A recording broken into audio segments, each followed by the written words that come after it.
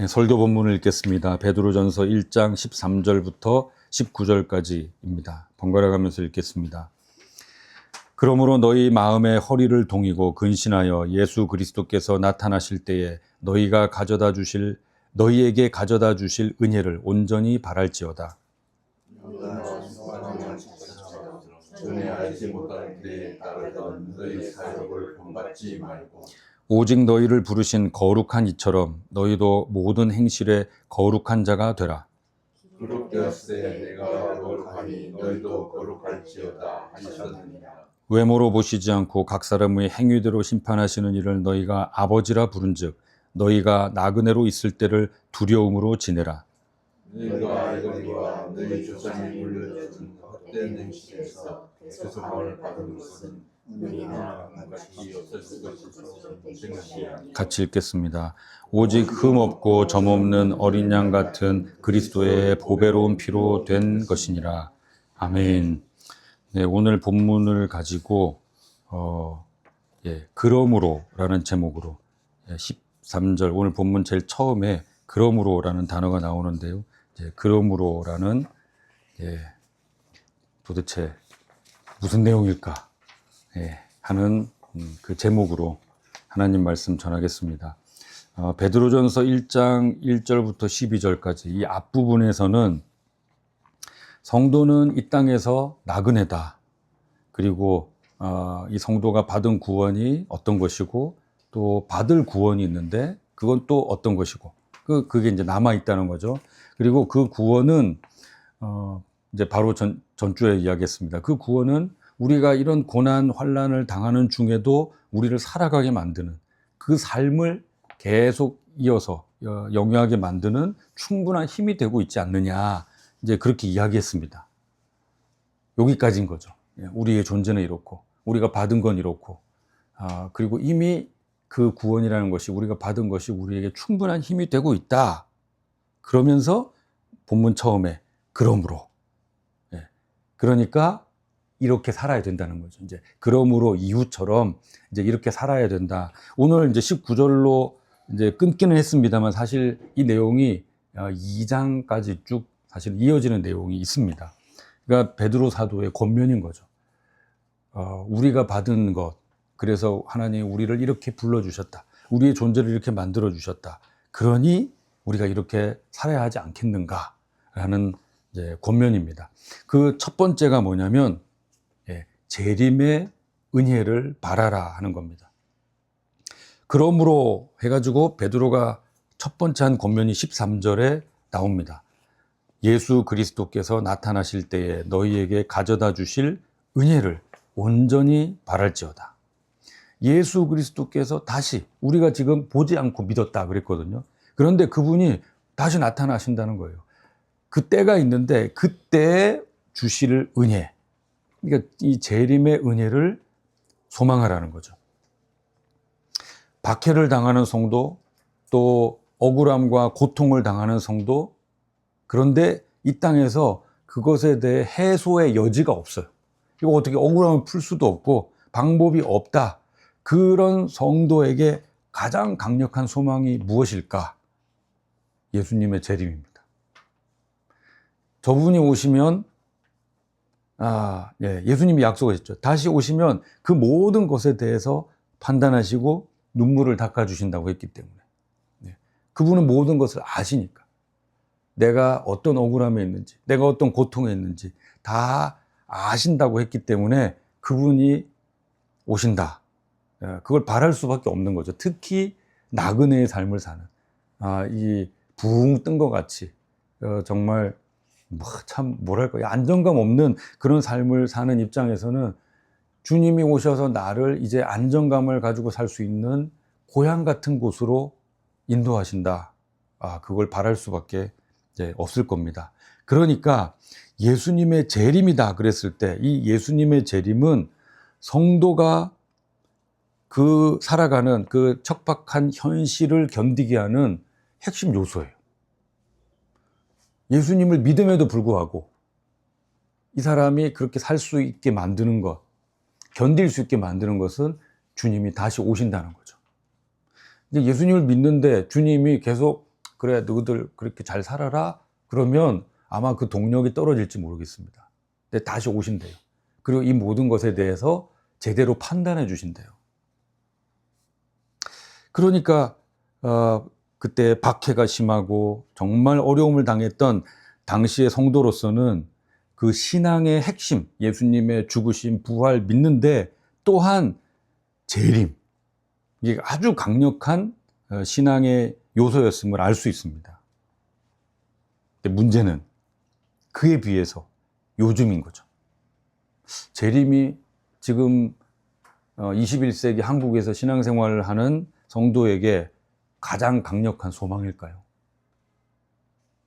어떻게 생각하세요? 아마 성도라고 하지만 오늘처럼 이렇게 예배하고 그렇게 하지만 그들은 예수님이 야, 1시간 뒤에 갈게? 그러면 다들 사색이 될 겁니다. 아마. 바라지 않을 거예요. 네. 네. 일주일 뒤에 오시라고 하겠죠. 왜? 갑자기 이제 금식도 하고 회개도 하고 뭔가 이렇게 주변 정리하고 네, 관계도 이제 정리하고 뭐 이렇게 죄된 요소들 좀 삭제하고 그 시간이 필요하다는 거죠. 그러면 재림을 생각하지 않고 사는 겁니다. 재림을 상정하지 않고 산다는 거예요. 대부분의 성도가 뭘 기도하나요? 이 땅에서 성공하거나 아니면 보아하니 성공을 못할 것 같아. 예, 성공을 못할 것 같으면은 기도가 바뀌어요. 자족하도록. 겸손하게 이 자족하면서 그래도 소소한 행복, 소박한 행복을 누리게 해달라고. 네, 그렇게 이제 기도를 하죠. 왜 이렇게 됐을까? 네. 아니, 성도에게 가장 강력한 소망이고 기대치가 되어야 될 사실 이것 때문에 믿는다고 볼 수도 있는데 그것을 빼앗아가 버린 게 무엇일까? 바로 20세기 말에 그 광신적인 종말론자들의 만행 때문이죠. 주님이 99년 언제 오신다 하는 바람에 그냥 예. 그러니까 신앙의 핵심임에도 불구하고 이 종말론에 대해서 재림에 대해서 언급하기 불편한 분위기로 그들이 만들어 버렸어요. 예. 그러니까 누가 언급하면 혹시 이 사람 그런 쪽에 있던 사람 아니야? 이제 이렇게 될 수 있으니까요. 그러면 다시 예수님의 재림을 원래대로 가장 강력한 성도의 소망으로 우리 하나님이 성도들에게 만들어주고 싶어요. 그럼 어떻게 해야 되겠습니까? 성도들이 재림만을 가장 강력한 소망으로 여기게 하려면 하나님이 쓰실 수 있는 방법이 뭘까요? 그죠? 네. 죽고 싶은 고난입니다. 못 살겠다 싶은 고난을 주셔야만 재림의 소망을 갖고 살죠. 네. 그래서 우리에게 다들 뭔가 이렇게 이렇게 어려운 사정이 있는 게 뭘까? 네. 그게 아픔으로 다가올 때마다 주님 빨리 오시면 좋겠다 라는 재림신앙을 우리가 갖도록 예. 그냥 단순한 고통이 아니고요. 심한 고통. 진짜 억울하고 힘들고 눈물 나게 만드는 그 고통이 왜냐하면 우리가 육신을 가지고 그만큼 이 땅에 이렇게 붙어서 산다는 겁니다. 이거를 뛰어넘어서 그 초월적인 재림을 내 신앙의 아주 중요한 요소로 다시 확고하게 잡으려면 심한 고통이 필요한 겁니다. 근데 그런 박해 수준, 심한 고통이 와야만 재림을 사모하게 된다면 우리의 신앙 수준이 너무 초보적인 거죠. 하나님 앞에 너무 참 부끄러운 수준인 건데 박해가 없어도 재림을 간절히 사모하는 것이 바른 신앙이구나 하는 것을 우리가 늘 염두에 둬야 되겠습니다. 베드로 사도는 권면합니다. 그럼 어떻게 재림을 소망할 건가? 재림의 은혜를 바라는데 어떻게 소망하는 것인가? 본문에 나와 있습니다. 너희 마음의 허리를 동이고 근신하여. 이게 비유인데요. 당시 옷은 그 통으로 된 넓은 천이죠. 펄럭펄럭거립니다. 그러니까 내가 어떤 뭐 몸을 움직이거나 이렇게 하려면은 뭘 해야 될까요? 네. 이게 막 이불 뒤집어 쓴 거 비슷하게 포대자루 뒤집어 쓴 거 비슷하니까 어떻게 해야 되냐면 묶어야 되는 거예요. 펄럭펄럭 하니까 이걸 딱 묶어가지고 이게 몸에 좀 달라붙게 해야 내가 팔다리를 좀 이렇게 쓸 수 있게 되는 거죠. 그러니까 허리를 띠로 묶어야만 힘을 쓰고 움직일 수 있어요. 이게 뭐냐면 나그네의 기본입니다. 나그네가 어디서 팍 풀어져 가지고 이렇게 할 수 있겠어요. 그러면은 옆에 사람이 툭툭 차겠죠. 네가 뭔데 지금 여기서 이러고 뭐 좀 살게 해주니까 편한가 보지? 뭐 이제 이렇게 시비 걸 수 있는 거예요. 늘 허리를 동이는 그들의 정체성, 실체였는데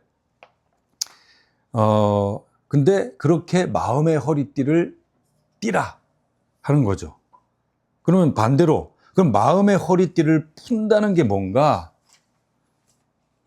재림을 기다리지 않고 이 땅에 살만하다는 거죠. 마음의 허리띠를 푼다는 것. 그러면 그 사람은 성도 1차적으로는 나그네의 정체성을 상실한 거예요. 나그네가 아닌 거죠. 이거 허리띠 풀고 아유 괜찮다 그러고 이제 들어눕고 편하게 한다는 건 나그네의 정체성을 상실하고 곧 성도의 정체성을 상실한 거예요. 본향에 대한 소망이 별로 없어. 간절함이 없어. 여기가 살만하니까. 그래서 너의 마음의 허리를 동이고 근신하여를 어떤 성경에서는 경계하는 마음으로 라고 번역을 했습니다. 뭘 경계하는 걸까요? 세상을요? 아니요. 나 자신입니다. 우리의 심령을 살피는 거예요. 그래서 재림의 은혜를 바라는 이것, 그 흩어진 성도들에게 사도 베드로가 첫 번째로, 그러므로 우리가 이러니까 그러므로 제일 먼저 해야 될 것, 당신들 재림의 은혜를 바라십시오. 자, 두 번째는 거룩한 자가 되라 하는 겁니다. 15절에 모든 행실에 거룩한 자가 되라 그랬습니다. 근데 이것이 왜 중요한가? 14절에 이렇게 나옵니다. 전에 알지 못하던 때에 따르던 너희 사욕을 본받았기 때문이라는 거죠. 그럼 전에는 어떻게 살았다는 건가? 이게 이제 어떤 말이냐면 우리가 가지고 있는 개인적인 어떤 욕망이 삶의 이정표예요. 그게 우상인 거예요. 예. 우리 사욕이 있어요. 이렇게 덩어리, 뭐 예를 들어서 형상화 한다면 그게 있어요. 그것을 본받고 그것을 향해 나아가는 거예요. 따라요. 예. 그러니까 내 욕망이 앞에 있어. 그러면 그것을 따라서 이렇게 간다는 거죠. 그것을 뒤따른다는 그런 겁니다. 그러니까 예를 들면, 자, 대기업에 취업할 거야. 뭐 돈을 많이 벌고 싶어. 그 개인적 욕망을 설정해요. 그러면 어떻게 해야 되겠습니까? 대기업에 가려면 학벌이 좋아야 돼. 열심히 공부하는 거예요. 뭐 언어도 해야 돼. 언어 공부 열심히 해요. 돈을 많이 벌려면 어떻게 해야 돼? 요즘 주식 뭐 그러는데 그러면 주식 그냥 벌 수 있나요? 공부해야 되고 또 뭐 미국이 어떻고 뭐 중국이 어떻고 뭐 산업이 어떻고 막 열심히 공부해요. 그 모습을 볼 때 그게 잘못인가요? 죄인가요? 아니거든요. 여기에 함정이 있습니다.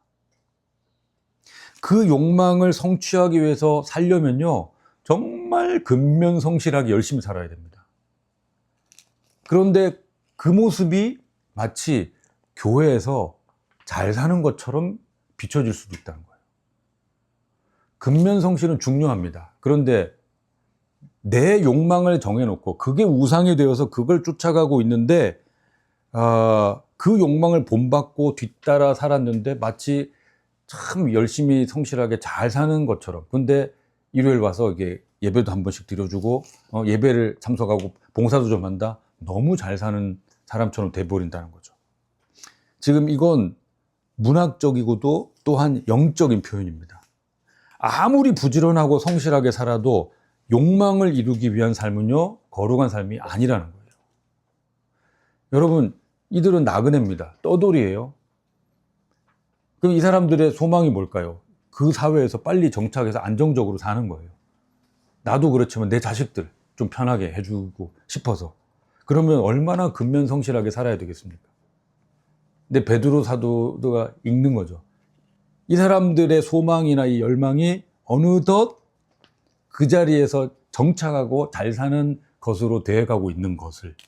그러니 당신들 그게 전에처럼 당신들 개인 욕망을 가지고 살면 안 됩니다. 이 사람도 원래 로마에서 자리 잡고 살던 사람이에요. 예? 로마에서 자리 잡고 살던 사람이 얼마나 이 유대인들 그 열심히 잘 살았겠습니까? 악착같이 살았겠죠. 거기 가서도 또 그렇게 살 수 있어라고 생각하고 또 그렇게 뿌리 내리는 그걸 위해서 근면성실한다면 그거 거룩한 삶 아니다. 그럼 거룩한 삶은 무엇인가? 15절 상반절에 나옵니다. 오직 너희를 부르신 거룩한 거룩한 분처럼. 자, 하나님이시죠? 자, 하나님이 우리를 어디에서 불렀는가? 14절에 우리의 개인적 욕심을 따르고 있을 때, 개인적 욕심을, 그게 내 우상이 돼서 내 인생 목표가 돼서 그거를 향해서 가고 있어요. 지금 여기서는 막 난잡하게 놀고 살고 죄 짓고 그게 아닙니다. 그게 아니에요. 잘 살았어요. 근면성실. 근데 개인적 욕심이야. 그리고 두 번째는 18절에 우리의 조상이 물려준 헛된 행실.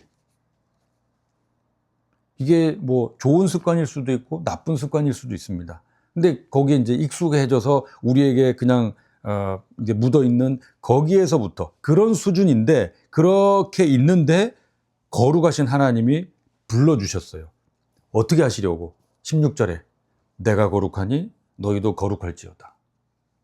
기록되었을 때 그랬는데 레위기 11장, 19장, 20장에 기록이 되어 있습니다. 내가 거룩하니 너희도 거룩할지어다. 그런데 이 말만 있는 게 아니에요. 내가 거룩하니 너희도 거룩할지어다 하는 것은 거기에 반드시 다른 것과 붙어져 있습니다. 어떤 표현이 나오냐면요. 나는 왜 너희도 거룩해야 되냐면 나는 너희의 하나님이 되고 너희는 내 백성이 되게 하기 위해서야. 그러니 너희도 거룩해 줘야 돼. 이렇게 되어 있습니다. 이 내용이 뭐냐면요. 우리는 이 표현이 그냥 감동적이죠, 조금. 그냥 감동적인 표현이 될 수 있지만 이 표현은 당시에 고대 사회에 살던 사람들에게는 익숙한 표현입니다. 무엇인가? 왕과 백성이 계약을 맺을 때, 당신은 우리의 왕이 되고 우리는 당신의 백성이 되겠습니다 할 때 이 표현을 씁니다. 그러니까 지금 하나님이 이 표현을 쓴다는 것은 내가 너희의 왕이 되겠다, 내가 너희의 주군이 되어주겠다, 한마디로 책임지겠다 하는 이 표현이거든요. 그러니까 하나님과 우리의 관계를 그 성경에서 아주 중요한 비유 두 가지로 했습니다. 뭐냐면 지금 여기서 말한 대로 왕과 백성이에요. 왕과 백성. 그리고 우리에게 익숙한 아버지와 아들이죠. 그래서 14절에도 그 표현이 나옵니다. 너희가 순종하는 자식처럼. 거룩에 대한 걸 언급하면서 이걸 얘기했어요. 너희가 순종하는 자식처럼. 그러니까 거룩에 대해서 언급을 하면서 지금 두 가지가 관계를 언급했어요. 왕과 백성의 관계, 아버지와 아들의 관계. 그러니까 이제는 하나님의 말씀을 듣고 순종하려고, 행하려고 한다는 거예요. 그런데 여기에서 우리가 또 오해할 수 있는 포인트가 있습니다. 그러면 너희가 거룩하라 그러니까 백성이 아유 그래 이제 우리의 임금님, 우리의 왕이신 하나님이 거룩하시니까 우리도 이제 거룩해져야지. 공자님처럼 막 이렇게 점잖게 뭐 또 아들이, 백성이 스스로 거룩해지고 아들이 혼자서 거룩해지려고 애쓰는 것, 우리는 보통 그렇게 생각하기 쉽죠. 근데 그거 아닙니다. 아니에요. 백성이 어떻게 거룩해질까? 아들이 어떻게 거룩해질 수 있을까? 백성은요, 다스리는 왕을 통해서 거룩해지는 겁니다. 예. 백성이 아무리 거룩해도 왕이 사탄이야. 그건 거룩한 백성이 아닌 거예요. 아들이 아무리 거룩해도 아버지가 그러면, 이게 이제 고대 사회 개념이죠. 네. 이건 마치 달이 스스로 빛을 내지 못하고 오직 태양, 햇빛을 받음으로써 빛을 내는 것처럼 여기에서 지금 이 거룩이라는 것은 아, 내가 전에는 돌덩어리 갖고 그랬는데 내가 이제 발광체가 돼가지고 팍 이렇게 빛을 낸다 하는 게 아닙니다. 성경 어디를 봐도 행함으로 거룩이 얻어진다는 내용은 없습니다. 거룩은 행실의 수준이 아니라 하나님과의 관계를 나타냅니다. 그러니까 내가 거룩하니 너희도 거룩할지어다. 그런 거는 갑자기 너희가 말을 표준말 쓰고 행동을 도덕적으로 잘해서 윤리적으로 잘해서 하나님이 이 정도 거룩한 수준이 있으니까 너희들도 고상한 수준을 좀 끌어올려 봐라 하는 게 절대 아니고요. 왜? 절대 불가능하니까. 그렇지 않습니까? 이건 절대 불가능이죠. 그런데 하나님이 여기서 팔짱 끼고 있을 테니까 니네들 할 수 있는 수준까지 막 열심히 끌어올려 봐. 이거는 복음이 아니에요. 이건 복음이 아니죠. 뭐냐? 오히려 내가 거룩하니까, 지금 하나님 이 말씀은 내가 왕인 내가, 아비인 내가 거룩하거든. 그러니까 내가 불러서 백성으로 자녀로 삼은 너희는 자동으로 거룩해지는 거야. 지금 그 얘기를 하신 거예요. 그러니 너희는 세상의 풍습을 즐겨 따르거나 그 세상적인 것에 연연해서 사는, 그거 너무 이상하지 않냐. 전에는 그렇게 살았지만 이젠 내 백성이 됐고 내 자녀가 됐는데 다른 왕의 백성이고 다른 아버지의 자녀처럼 사는 거 좀 이상하지 않냐. 그러니까 옛 아버지, 옛 왕을 따르지 말라는 거죠. 결국 그러면 이 거룩의 포인트는 뭐냐? 너희의 행실 그랬는데요. 우리의 언행 모든 것의 기반에 하나님과 관계를 맺으라는 겁니다. 거룩의 근본, 기본은 하나님과의 관계입니다. 그러니까 보통은 월요일부터 토요일까지 살다 보니 바쁘죠. 하나님 생각할 겨를이 별로 없어요. 이제 그래도 성도들은 뭐 밥 때만 되면 그때 갑자기 하나님 생각하죠. 식사 기도를 해야 되니까. 이제. 그런데 식사 기도 끝나고 눈 뜨면 하나님 생각할 겨를이 별로 없어집니다. 그러지 말고 매사에 우리가 하나님과 어떻게 내 삶과 내 의식과 말과 행동을 결부시킬 것인가. 그것이 거룩이다. 거룩한 자가 된다 하는 거라는 겁니다. 자, 세 번째로 두려움으로 지내라 그랬습니다. 17절 하반절에 너희가 나그네로 있을 때를 두려움으로 지내라. 두려워하면서 살아라. 여러분 이 말씀 어떠세요? 나그네로 있을 때를 두려움으로 지내라. 나그네라는 사람 자체가 편하지 않아요. 쫓겨날까 봐 두렵고 그런 거죠. 그런데 그러면 이 말씀이 성경의 전체 맥락하고 봤을 때 이게 일맥상통하는가 아니면은 좀 뜬금없는 소리인가 익숙하지 않게 다가옵니다. 왜냐하면 창세기 15장에 보면 아브라함에게 하나님이 아브라함아 두려워하지 말라. 하나님이요, 하나님의 사람들에게 우리가 알고 있는 그 성도라는 사람들에게 나타나실 때 주로 제일 먼저 하신 언급이 두려워하지 말라예요. 두려워하지 말라. 내가 너와 함께한다. 뭐 이런 표현들. 나는 내 방패요 너의 지극히 큰 상급이니라. 그러니까 두려워하지 말라. 우리가 아는 이사야 41장 10절에 두려워하지 말라 내가 너와 함께함이니라. 놀라지 말라 나는 내 하나님이 됨이라. 하나님의 메시지는 주로 두려워하지 말라요. 하나님의 사람들에게. 예수님도 14장 요한복음 14장 27절에서 너희는 마음에 근심하지도 말고 두려워하지도 말라.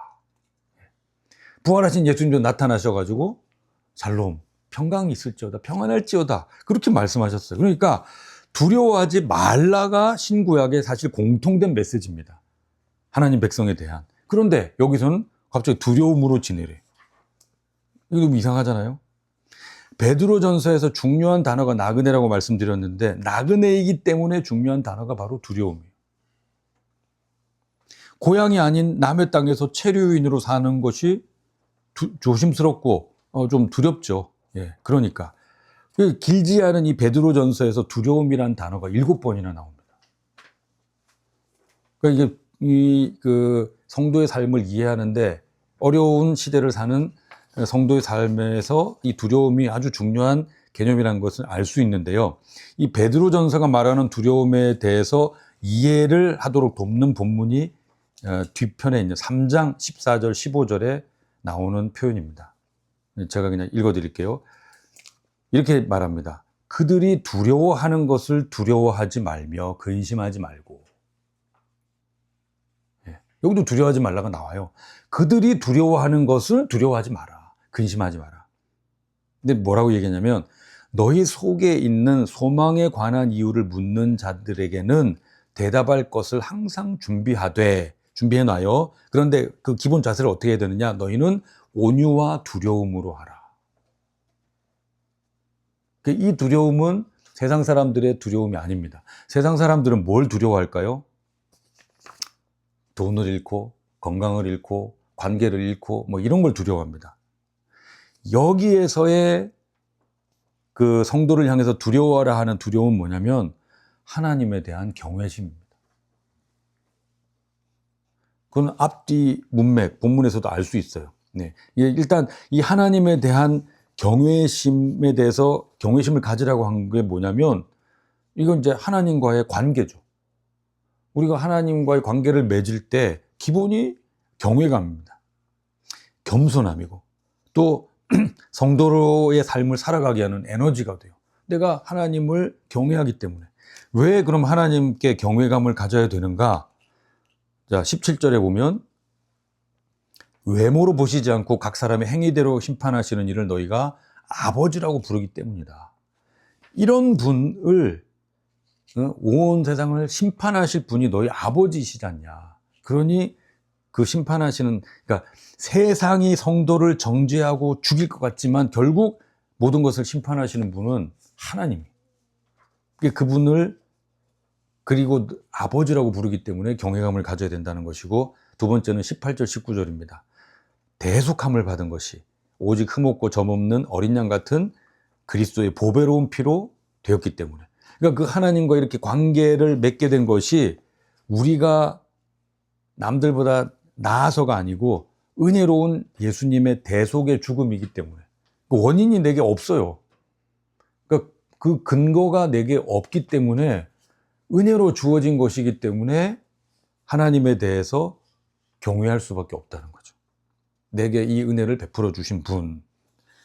두려움으로 지내라 하는 것은 역시 보이지 않는 하나님을 기억하고 경외심을 잃지 말라는 겁니다.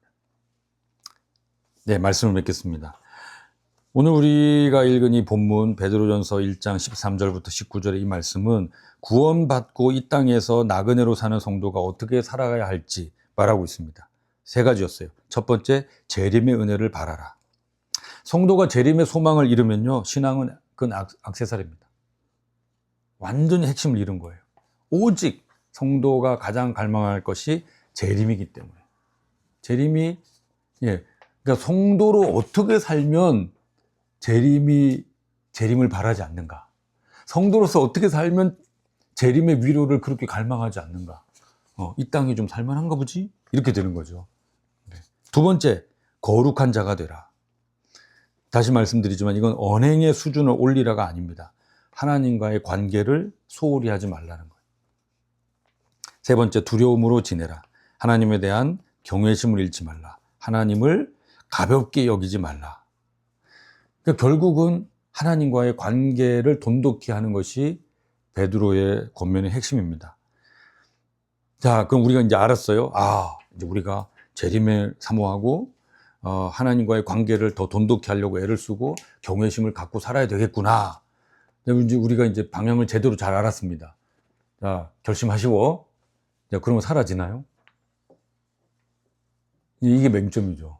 네. 삽시다. 나가서 사세요. 못 삽니다. 못 살아요. 네. 그렇게 살 수 없는 게 우리이기 때문에. 그러면 이 재림신앙을 갖고 우리가 하나님과의 관계를 돈독히 하면서 그분의 거룩하심을 따르는 것, 하나님에 대해서 경외심을 갖는 것, 이건 오직 하나님의 또한 은혜로만 가능한 일입니다. 우리 속에서 은혜로만 이루어지는 거예요. 그래서 우리는 은혜를 사모하고 하나님, 당신이 없으면 안 됩니다. 그럼 왜 하나님을 경외하고 거룩하고 하나님과의 관계를 돈독하게 하느냐? 살 수 없으니까. 하나님의 은혜가 없으면 살 수 없으니까 하나님 나 붙잡아 주세요. 나 잊으면 안 돼요. 나 놓치면 안 돼요. 나 기억해 주세요. 하나님의 은혜를 기억하는 것이 결국 이 세 가지대로 살 수 있게 된다는 겁니다. 그런 우리 나주 울타리 식구들이 되시기를 예수님의 이름으로 축원합니다.